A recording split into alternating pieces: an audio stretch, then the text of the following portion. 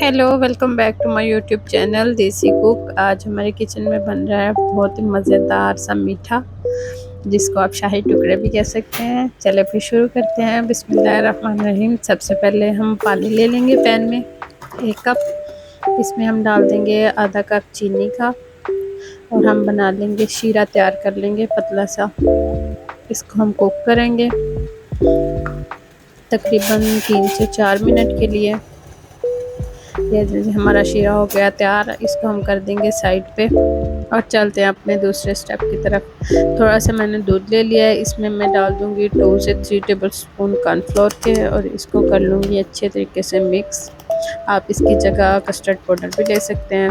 ये 1 लीटर दूध की रेसिपी मैं आपके साथ शेयर कर रही हूँ। 1 लीटर दूध ले लिया, इसको डाल देंगे पैन में। मैं इसमें डाल रही हूँ क्रीम। आप इसकी जगह मलाई वाला दूध भी ले सकते हैं, और या फिर कोई भी क्रीम का इस्तेमाल कर सकते हैं। मैं ये टेबल क्रीम इस्तेमाल कर रही हूँ।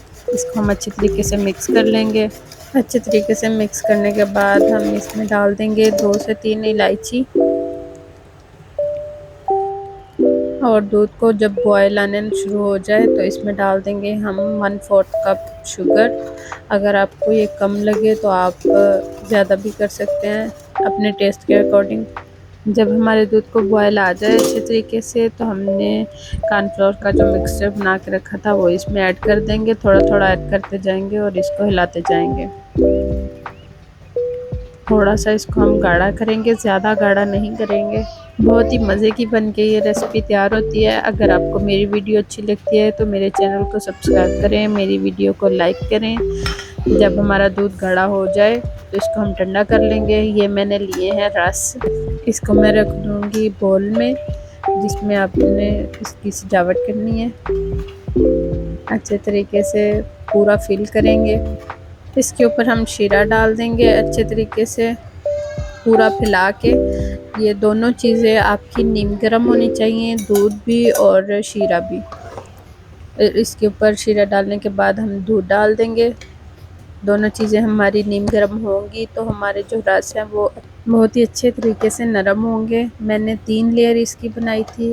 इसके ऊपर ऐसे ही शीरा और दूध डालते जाना है। जब लेयर हमारी पूरी हो गई है, इसके ऊपर मैं गार्निशिंग कर रही हूँ बादाम और काजू की। अच्छे तरीके से सारा इसको फैला देंगे और इसको ठंडा होने देंगे। फ्रिज में हम रखेंगे इसको, थोड़ी देर के लिए फ्रिज में रखेंगे। उसके बाद हम इसको फ्रीज़र में रखेंगे। जब बहुत ही अच्छे तरीके से चिल हो जाएगा, उसके बाद हम इसको सर्व करेंगे। जितना ये ठंडा होगा उतना ही ज़बरदस्त मज़ेदार लगेगा। देखें, बहुत ही मज़ेदार बन के तैयार हुआ है। आप इस रेसिपी को ज़रूर ट्राई करें और मुझे फ़ीडबैक देना ना भूलें। आप इसे मेहमानों के आगे रखें, इंशाल्लाह आपकी बहुत तारीफ़ होगी। बहुत ही मज़ेदार बनते हैं और बहुत ही जल्दी बन जाते हैं। दुआओं में याद रखिएगा। मिलते हैं अगली वीडियो में, तब तक के लिए अल्लाह हाफिज़।